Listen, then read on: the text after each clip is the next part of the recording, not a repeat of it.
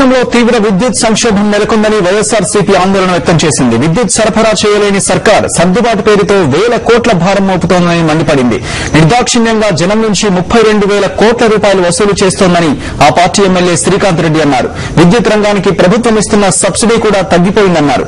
విద్యుత్ సమస్యపై సర్కార్ స్పష్టమైన ప్రకటన చేయాలని శ్రీకాంత్ రెడ్డి డిమాండ్ చేశారు. 12, 13, 14లలో మొత్తం 19,072 కోట్లు ప్రజలపైన భారం వేశారు.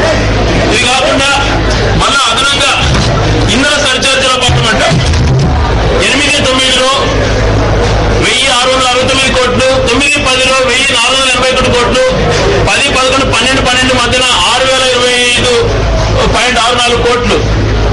ఇట్లా first quarter, second quarter, third quarter, fourth quarter ప్రతిపాదించింది 12,717 కోట్లమైన ఇది మళ్ళా ఇంధన సర్దుబాటు ఛార్జీల భారం మోపుతున్నారు ప్రజలపైన.